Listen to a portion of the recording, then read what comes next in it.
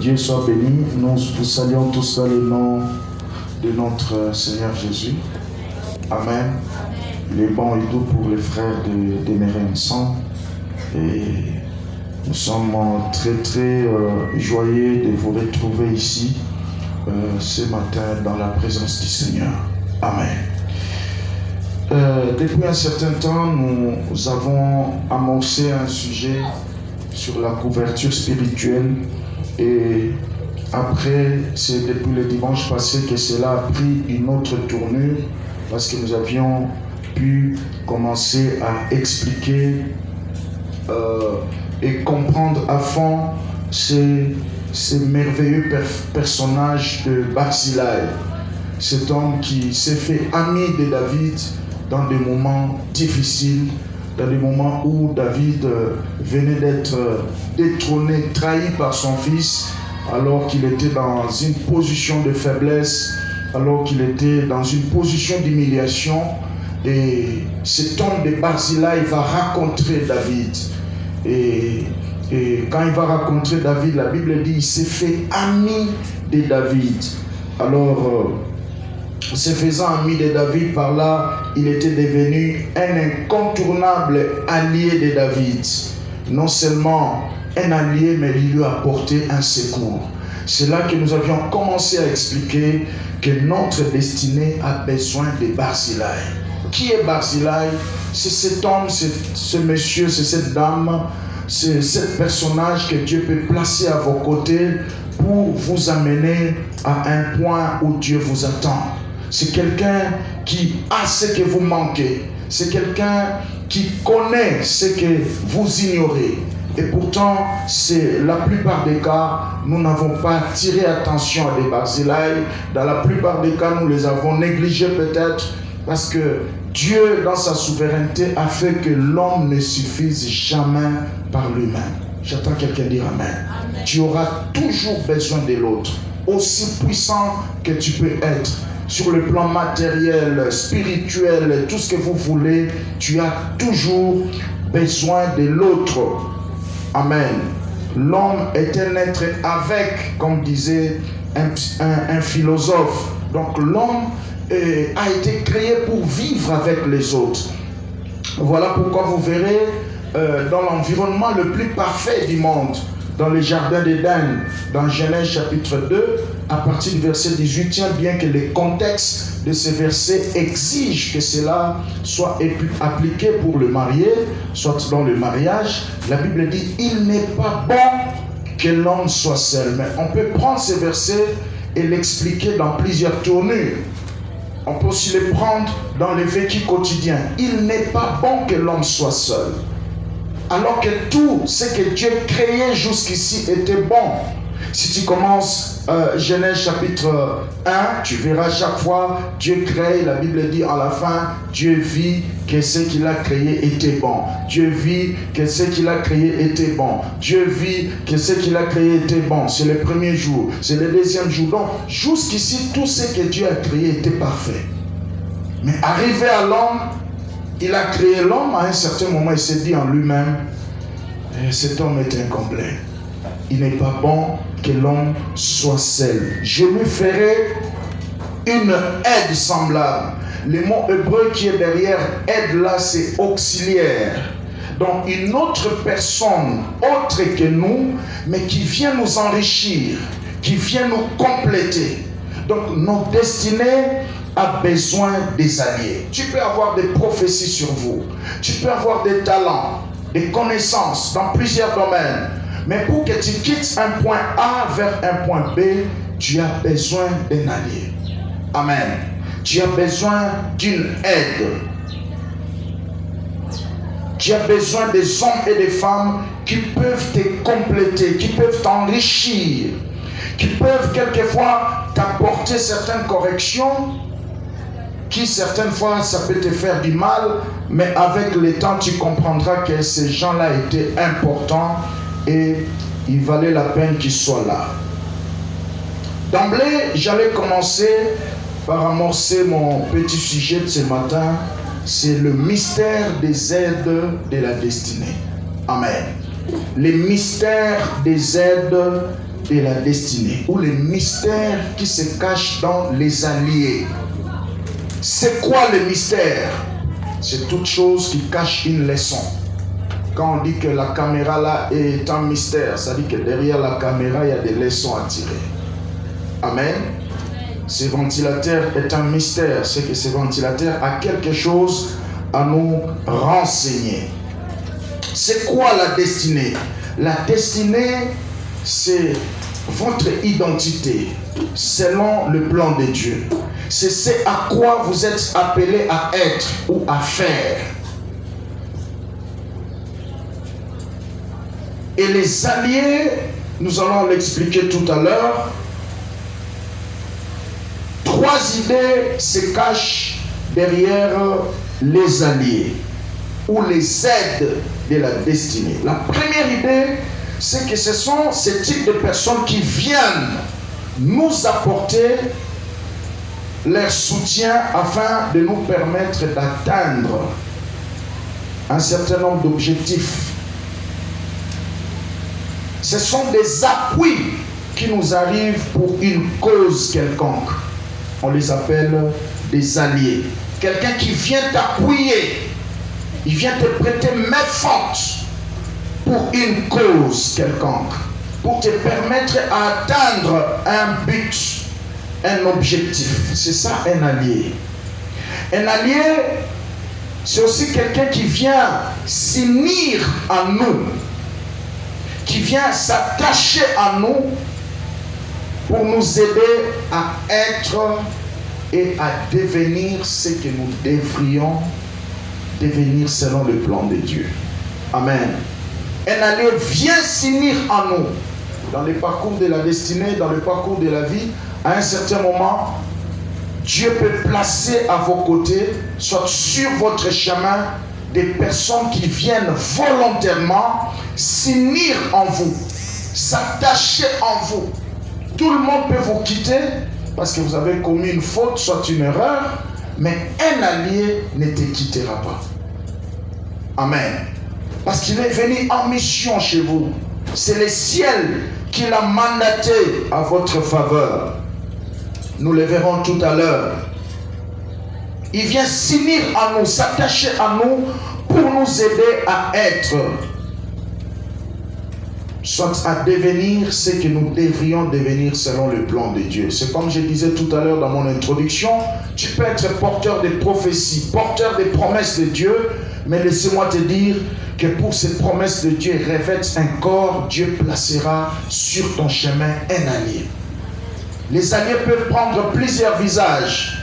Ils peuvent prendre le visage d'un homme, d'une femme, d'un ami, d'un coach, du pasteur, amen, d'un frère de la famille, d'une connaissance qui paraît comme ça pendant un temps dans votre vie, juste pour vous faire quitter d'un point A vers un point B. C'est ainsi que je nous aiderai à lire cette portion de l'écriture dans Ésaïe chapitre 46. Je crois que c'est la première lecture. Merci pour votre obéissance à la parole. Ésaïe chapitre 46. Nous lisons à partir du verset 10e. Vous y êtes? Chacun peut lire dans sa version. Pour ceux qui n'ont pas de Bible, moi je vais vous aider ici. J'annonce dès le commencement ce qui doit arriver, et longtemps d'avance ce qui n'est pas encore accompli. Et j'ai dit, mes arrêts subsisteront, et j'exécuterai toute ma volonté. Et j'aime le verset 11. C'est moi qui appelle de l'Orient un oiseau de proie, d'une terre lointaine, écoutez la suite, un homme pour accomplir mes desseins. Je l'ai dit, je le réaliserai. Je l'ai conçu, je l'exécuterai. Que Dieu bénisse sa parole. Acclamez pour la parole du Seigneur. Nous parlons des mystères qui se cachent dans les alliés. Quels des hommes et des femmes aujourd'hui qui sont en retard par rapport à leur vie, en retard par rapport à leur destinée, tout simplement parce qu'ils manquent d'alliés. Amen. Alors quand j'ai médité, j'ai préparé ce message, le Saint-Esprit m'a fait voyager en esprit. J'ai compris tellement de choses que la vie d'une personne a besoin des alliés. J'attends quelqu'un dire Amen. Quelle que soit votre puissance spirituelle, puissance intellectuelle, puissance financière, puissance matérielle, vous avez besoin d'un allié. Et quand je médite la parole de Dieu, je vois tous ces hommes que Dieu a amenés d'un point 0 vers un point 1 ou un point 2, tous ces mondes-là ont dû avoir des alliés. Ont dû avoir des hommes et des femmes qui les ont soutenus un moment, pendant un temps dans la vie. Les alliés. Et ici, c'est le prophète Ésaïe qui parle. Parce que le monde spirituel, c'est un monde de programmation, un monde qui annonce en avance toutes choses. Il dit, j'annonce en avance ce qui doit arriver. Qui annonce, c'est Dieu. Longtemps d'avance, ce qui n'est pas encore accompli. Parce que Dieu n'a jamais eu peur de dire à quelqu'un que c'est une grande personne, bien qu'il peut encore paraître un SDF. Il dit, mes arrêts subsisteront, j'exécuterai ma volonté. Comment? Maintenant il donne la voie. Là je suis au verset 11. Les moyens par lesquels ce qui a été annoncé d'avance doit arriver. Les moyens par lesquels ce qui a été longtemps d'avance proclamé doit s'accomplir. Les moyens par lesquels ces arrêts doivent se manifester, autrement dit ces promesses, ces prophéties doivent se manifester dans nos vies. C'est ce que nous découvrons au verset 11. Il dit, c'est moi qui appelle dès l'Orient un oiseau de proie, d'une terre lointaine un homme pour accomplir mes desseins. Voilà. Amen. L'homme qui est appelé par Dieu d'une terre lointaine, une personne que tu ne connais pas, soit une personne que tu connais bien, mais que Dieu l'utilise comme allié, comme aide de la destinée, pour t'amener d'un point A vers un point B. C'est ce que nous appelons ce matin les alliés de la destinée. J'entends quelqu'un dire Amen. Dis à ton voisin, ce que tu as reçu de Dieu comme promesse, pour que ça s'accomplisse, tu as besoin d'un allié. Amen. Tu as besoin d'un allié. Et nos destinées ont besoin des alliés. Le christianisme, en fait, c'est une histoire de relations. Tu ne peux pas être chrétien et vivre seul dans ton coin. Ça n'existe pas. Amen. La chrétienté, être chrétien, c'est une histoire de relations à 3 niveaux. Première relation, c'est avec Dieu. L'homme avec Dieu. Deuxième relation, l'homme envers lui-même. Troisième relation, l'homme envers son prochain.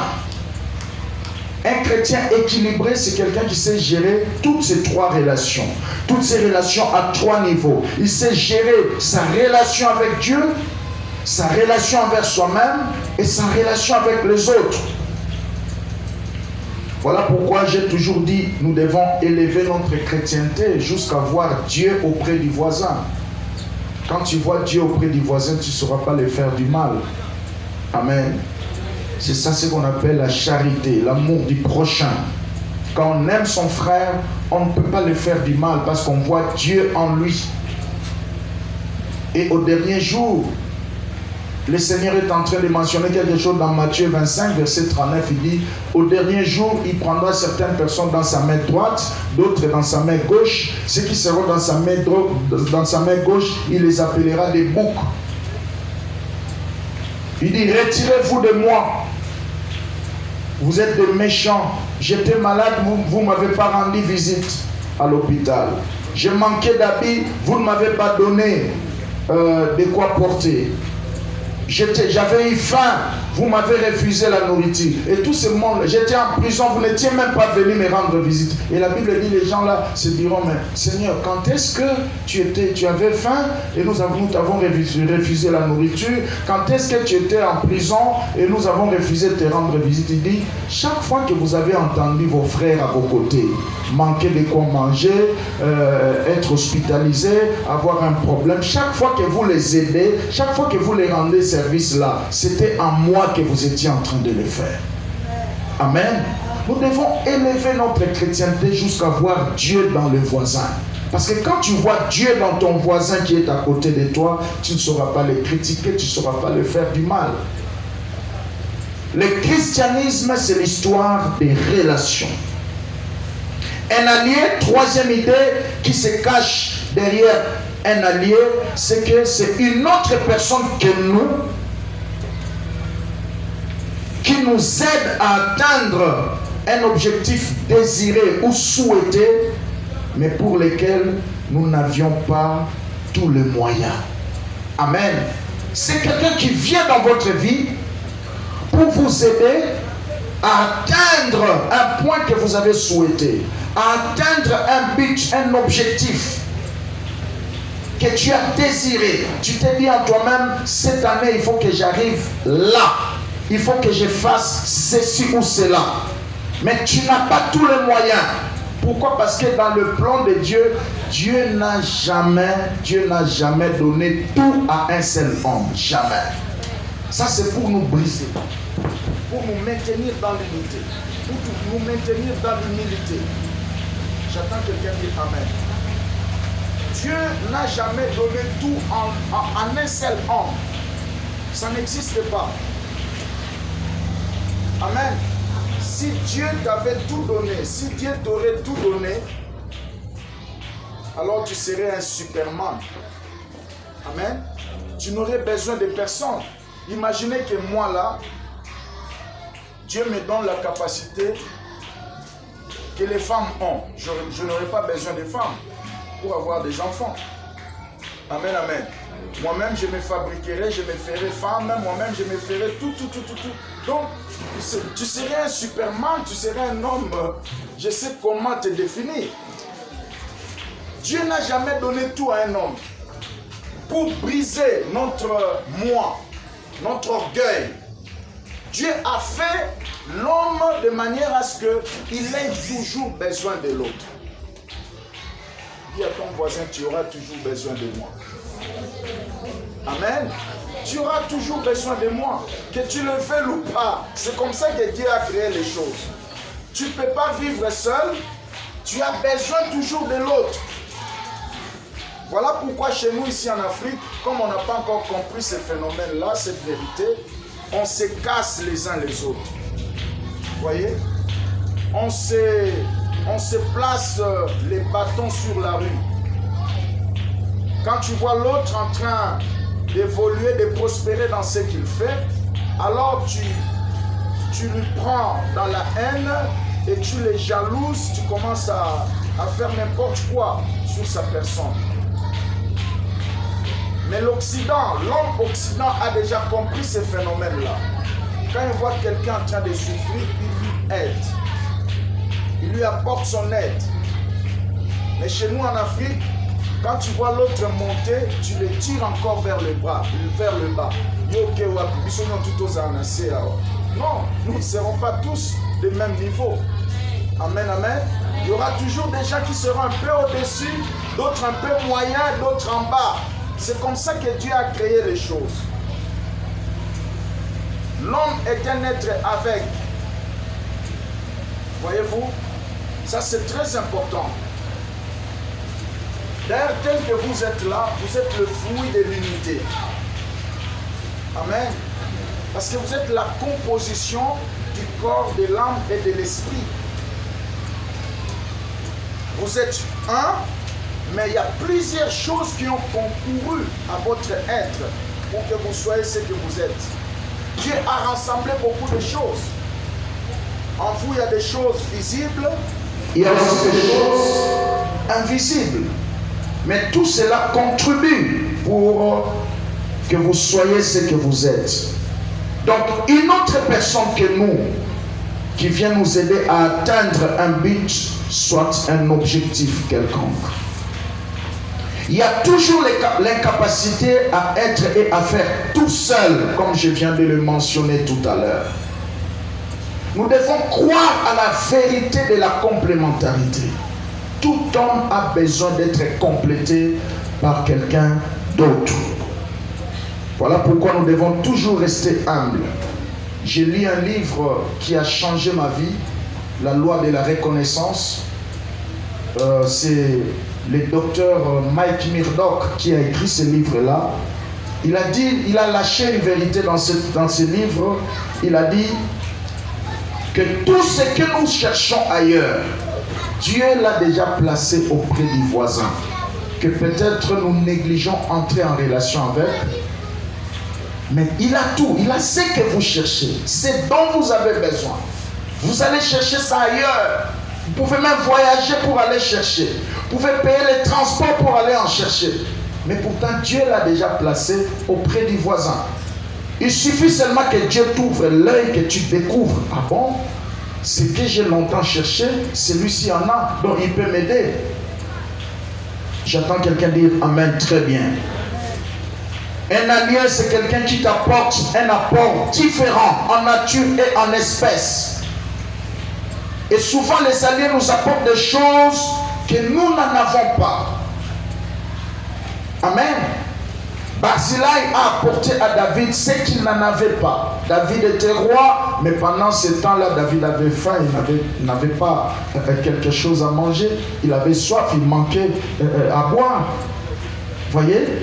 Dans sa royauté, mais dans l'état où il se trouvait, il avait besoin de quelqu'un d'autre qui lui donne à manger, qui lui donne à boire. David avait aussi besoin d'un lit qui est l'image de la stabilité, parce que son état moral n'était pas bon. Voilà pourquoi autour du leader, autour du conducteur, il faut qu'il y ait des hommes capables, des hommes que moi j'appelle ici des alliés, des gens qui peuvent facilement comprendre certaines choses. Comme je l'ai dit dans mon introduction, qu'il y a des gens aujourd'hui qui sont en retard par rapport à leur destinée, tout simplement parce qu'il est entouré de médiocres, des gens, des hommes et des femmes qui n'apportent rien. Voyez? Mon frère, ma soeur, ne sois pas savant parmi les médiocres. Cherche à vous entourer des meilleurs et tu serais toujours puissant. Sélectionne les alliés. Transforme ta vie à une fête. Que ta vie ne soit pas un lieu de deuil. Tu sais, dans un lieu de deuil, on n'invite pas les gens. Tout le monde peut venir. Amen. Même des gens qui manquent, bon, malgré ces derniers temps, avec ces phénomènes de couvre-feu, tout ça, c'est difficile avec la Covid aussi. On a tout arrêté concernant des veillées mortuaires. Mais il y a quelques temps passés ici, il y a même des gens qui manquaient où dormir. Ils allaient dormir dans le lieu de deuil. Est-ce qu'il y a quelqu'un qui a déjà entendu ça? Amen. Quelqu'un est venu parce qu'on l'a chassé peut-être à la maison, ses parents l'ont chassé ou quoi, et il va dormir dans un lieu de deuil. Alors, ce matin, Dieu te dit que ta vie ne soit pas comme un lieu de deuil. Amen. Transforme ta vie à une salle de fête. Dans un lieu de deuil, on n'invite personne. Tout le monde peut venir, même les voyous peuvent venir. Ils peuvent faire ce qu'ils veulent. Et généralement comme ça, dans un lieu de deuil, il y a d'autres qui lancent des bêtises. Vous voyez? Mais dans une salle de fête, pour que tu entres, on doit t'inviter. Dis à ton voisin que ta vie devienne une salle de fête. Où n'importe qui ne peut venir quand il veut. Tu dois l'inviter. S'il n'a pas l'invitation, il n'entre pas. J'attends quelqu'un dire Amen. Il y a certaines personnes qui meurent comme ça. Tu fais entrer n'importe qui. Même le Seigneur, pour appeler ses disciples amis, il a fallu 3 ans. Dans Jean chapitre 15, il dit, je vous appelle plus serviteurs, maintenant vous êtes mes amis. Il a pris son temps pour l'insérer dans son cercle d'amis. Alléluia. Je disais tout à l'heure que la plupart des gens que Dieu a appelés, ils ont quitté 1.0 vers ce qu'ils sont devenus aujourd'hui. Si parmi eux, il y a de ceux-là qui peuvent être sincères, ils vous diront que je n'ai pas tout fait par moi-même. Amen. Si c'est un homme, il te dira, si j'ai construit cet immeuble, si j'ai construit cette maison, c'est grâce à la sincérité et à la fidélité de ma femme. J'étais en voyage, par exemple, j'envoyais l'argent et ma femme était en train d'assurer les travaux de construction. Et aujourd'hui, on a construit cette maison. J'attends quelqu'un dire Amen. L'homme a mis l'argent, mais la femme a mis aussi son expertise et sa loyauté, sa fidélité, son honnêteté. Personne n'a eu ce qu'il a eu à cause de lui-même, soit par ses propres efforts. Quelqu'un a dit, nous sommes venus au monde par quelqu'un. Nous avions été renvoyés dans notre premier pas à l'école par quelqu'un. Nous avions été instruits à l'école par quelqu'un. Et nous quitterons ce monde quand nous passerons dans les séjours des morts. Quand nous quitterons le monde vers les cimetières, il y a des gens, il y a quelqu'un, il y a des personnes qui vont aussi nous accompagner. Amen. Donc vous comprenez que c'est impossible de vivre seul. L'homme, c'est un être avec, il a besoin des alliés. Si tu comptes aller plus loin dans ta vie, comprends ce phénomène que tu as besoin des alliés. Quand nous regardons le grand libérateur Moïse, en train de libérer le fils d'Israël, mais derrière ce grand homme de Moïse se cache un grand nombre d'alliés qui ont contribué à la grandeur de Moïse. Commençons d'abord par sa propre maman. Amen. Alors que le décret loi était signé pour que tous les enfants mâles de 0 à 5 ans, on devait les tuer. Mais la mère de Moïse, comme son premier allié, elle a risqué de garder Moïse pendant 3 mois. Vous voyez? Elle avait toute bonne raison de jeter Moïse dans la rue, de l'exposer, mais elle a pu garder Moïse pendant 3 mois. C'est ça le rôle d'un allié. C'est quelqu'un qui ne t'expose pas. Un allié n'expose pas tes faiblesses. Il peut en connaître. Il connaît tes défauts, il connaît tes erreurs, mais il ne peut pas t'exposer. Pose un peu la question à ton voisin, tu es aussi un allié de destinée ou tu es un assassin de destinée? Amen. Comment est-ce que tu saisis des dossiers négatifs qui tombent sur ta table? On vient te dire, on vient d'attraper ces frères-là dans le péché, soit ces sœurs-là dans le péché. Comment tu as traité cette affaire? Comment tu as toujours appréhendé cela? Mais si tu es un allié, tu vas aller l'exhorter, tu vas aller l'encourager, tu vas aller le relever. J'attends quelqu'un dire Amen. Tu ne vas pas l'enfoncer encore dans le mal. Il y a des gens qui sont comme ça, méchants. Quand il attrape quelqu'un dans une faute, dans une erreur, il va hausser le ton comme si lui n'a jamais commis des erreurs. Alléluia. La Bible dit dans Galates chapitre 6 verset 1, j'aimerais lire ça avec vous. Nous devons être des alliés des destinés et non des assassins des destinées. J'attends quelqu'un dire Amen. Dis à ton voisin, sois un allié pour moi. Ne sois pas un assassin de ma destinée. Amen. Galates 6 verset 1. Frère, si un homme vient d'être surpris en quelque faute, vous qui êtes spirituels, redressez-les avec un esprit de douceur. Est-ce qu'il y a quelqu'un qui lit comme moi? Frère, si un homme vient d'être surpris en quelque faute, vous qui êtes spirituels, redressez-les avec un esprit de douceur. Prends garde à toi-même de peur que tu ne sois aussi tenté. J'attends quelqu'un dire Amen. Le jour où j'avais découvert ces versets, je me suis engagé dans les camps des alliés des destinées et non des assassins des destinées. J'attends quelqu'un dire Amen.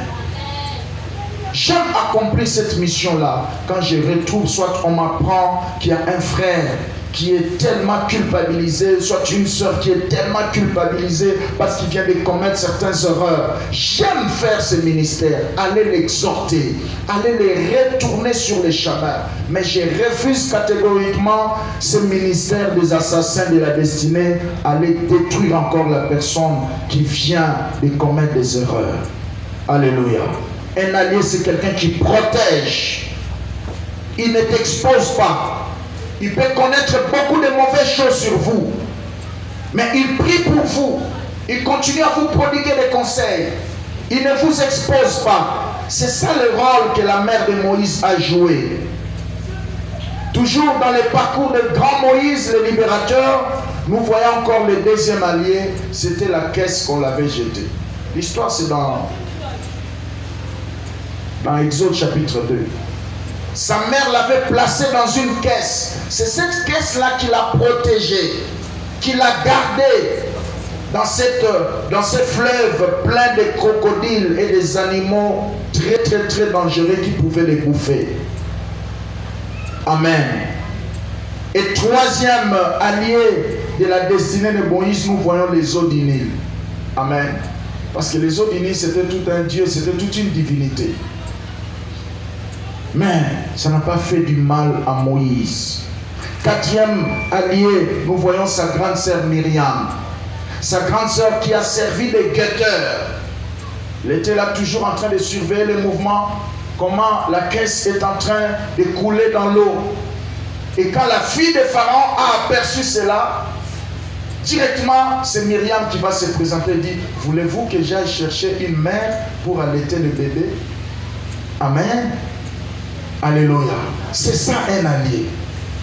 C'est ça le rôle d'un allié. Il n'expose pas, il protège, il veille à ce que tu arrives au bon port. Mon frère, ma soeur, Dieu nous dit ce matin que nous puissions inscrire nos noms parmi des alliés. Cinquième allié, c'est la fille de Pharaon, inconsciemment servie de porte-parole pour accélérer, pour faire accéder Moïse dans la cour du roi. Alléluia. Et sixième allié, c'était Pharaon lui-même qui a formé Moïse, qui a investi en Moïse. Il a fait de lui un prince, il lui préparait à le succéder. Septième allié, c'est son beau-père, Jéthro. Un jour, la Bible dit dans Exode chapitre 18, il est venu rendre visite à Moïse, alors que lui pensait qu'il était en train de faire juste une simple visite, mais dans le plan de Dieu, c'était une visite prophétique, parce que sa visite a fait que Moïse puisse devenir un bon manager. Jusqu'ici, Moïse était trop spirituel, mais zéro en management. Trop spirituel, mais zéro sur le plan organisationnel. Mais grâce à Jéthro, Moïse va recevoir la sagesse. Et c'est ce principe de Jéthro qui a créé même les cours de management qui est enseigné en deuxième graduat en sciences économiques, soit en sciences de management. Amen. Qu'est-ce que Jéthro a dit à Moïse? Quand il a trouvé Moïse lui-même en train de tout faire, il jugeait les gens du matin au soir. Il a dit à Moïse: ce que tu fais n'est pas bien. Tu vas t'épuiser toi-même et tu épuiseras aussi le peuple. Voilà, écoute-moi Moïse. À un certain moment, il faut discipliner ta bouche et aiguiser tes oreilles pour écouter certaines personnes. Tu auras la vie. J'attends quelqu'un dire Amen. Il dit: écoute-moi Moïse. J'imagine Moïse, si c'était un homme orgueilleux, il allait dire à Jéthro, il dit: attends un peu. Jéthro, est-ce que tu as déjà vu les buissons ardents? Est-ce que dans ta vie là, qu'est-ce que tu veux m'apprendre? Est-ce que toi tu as déjà entendu la voix de Dieu? Moi tel que tu vois là, j'ai rencontré Dieu comme ça. Qu'est-ce que tu vas m'apprendre? Vous savez, il y a des gens qui sont orgueilleux. Hein? Alléluia. Qui écoutent difficilement. Mais j'aime l'attitude de Moïse. Il a écouté son beau-père, qui était par nature un étranger par rapport à Israël. C'était un prêtre Madian. Or, les Juifs avaient une certaine orgueil par rapport aux étrangers. Mais il a écouté son beau-père. Son beau-père lui a dit, écoute-moi, fais ceci. D'abord, ce que tu fais n'est pas bien.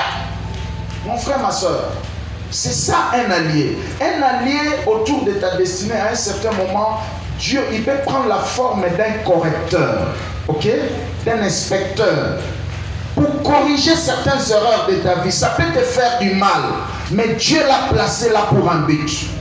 J'attends quelqu'un dire Amen. Il dit, ce que tu fais n'est pas bien. J'ai toujours dit dans la vie, si tu manques quelqu'un qui peut te dire non quand tu dis oui, tu es en train de mourir. J'attends quelqu'un dire Amen. Il faut avoir quelqu'un qui peut te dire oui quand tu dis non, qui peut te dire non quand tu dis oui. Tu auras la vie. Mais si tu manques cette personne-là, qui peut courageusement te dire ce que tu fais n'est pas bien, change. Si tu n'as pas une personne comme ça, c'est très dangereux. Moi, j'avais un ami comme ça quand on grandissait dans les sacerdoces, dans l'œuvre de Dieu. Il me suivait à la loupe dans mes enseignements, tout ce que je disais.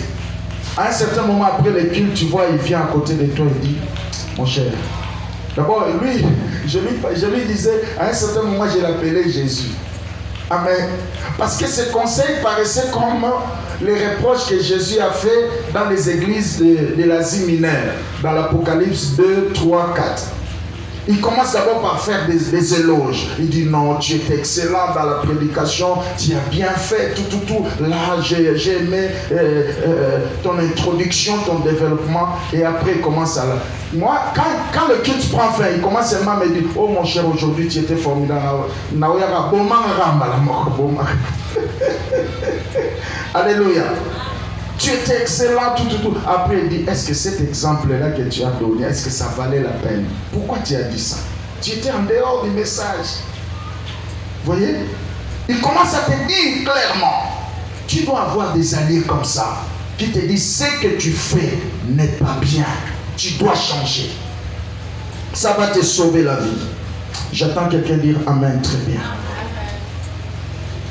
Quand on voit aussi comment Jétro a travaillé, c'est par là que je termine. Jétro va dire à son beau-père, il dit, Jétro va dire à son beau-fils Moïse, il dit, ce que tu fais n'est pas bien. Toi-même, tu juges tous les peuples. Non, tu dois chercher des alliés. Cherche des alliés. Trouve au milieu des enfants d'Israël 12 anciens, quelques anciens, qui seront des hommes de confiance, qui sont loin de la cupidité, qui sont des hommes honnêtes. Place-les en tête de chacun de groupe. Groupe de 50, groupe de 100, groupe de 200, groupe de 500, groupe de 1000. Alors, eux, ils commenceront à juger des petites affaires. Et toi, tu vas rester là pour des grandes affaires. Et c'est alors que tu verras comment l'œuvre de Dieu va marcher. Et la Bible dit, Moïse écouta son beau-père. Et il a appliqué tout ce qu'il lui a dit. J'attends quelqu'un dire Amen. Qu'il y a des hommes aujourd'hui qui sont en retard dans leur destinée, tout simplement parce qu'ils manquent d'alliés. J'ai toujours dit, si même l'œuvre de Dieu avance, si chacun fait son rôle, si l'intercesseur prie, si le modérateur conduit bien le culte, si les donateurs donnent l'argent pour que le groupe fonctionne, soit qu'on paye les loyers de l'église, si l'église est locataire, si les protocoles nettoient bien l'église, arrangent les chaises, si les musiciens sont en place, si l'arrangeur de son a déjà fait son travail, les gagneurs d'âmes, le département de l'évangélisation avait fait aussi son travail dans le suivi, le culte va bien se dérouler. J'entends quelqu'un dire Amen. Même dans la famille, chacun doit comprendre son rôle. Papa doit être papa, maman doit être maman, les enfants doivent être les enfants, chacun dans son rôle. Fais-toi un effort dans la vie que tu sois utile à côté de tout ce monde, toute personne que Dieu va te placer, va te faire rencontrer dans le parcours de la vie. J'entends quelqu'un dire Amen. Fais-toi allié, mais ne sois pas assassin de destinée. Alléluia. C'est ça le message que Dieu nous a donné ce matin. Dieu voudrait que chacun de nous s'efface, se transforme en un allié. Un allié n'expose pas son allié. Il peut voir des erreurs, il voit des fautes, mais il ne l'expose pas. Il aura tout le temps de les récupérer en privé pour lui dire ce que tu fais n'est pas bien. Jéthro n'est pas venu en public pour reprocher Moïse, mais il l'a fait en secret. Et Moïse l'a écouté. J'attends quelqu'un dire Amen. Toi aussi, qui es allié, qui possède des potentiels que l'autre n'a pas, ne te vante pas pour cela. J'entends quelqu'un dire Amen. Chacun de nous a toujours besoin de l'autre pour arriver au bon port. J'ai dit et je vous remercie. Que Dieu vous bénisse abondamment. Que Dieu place sur vos chemins des Jéthro, des hommes et des femmes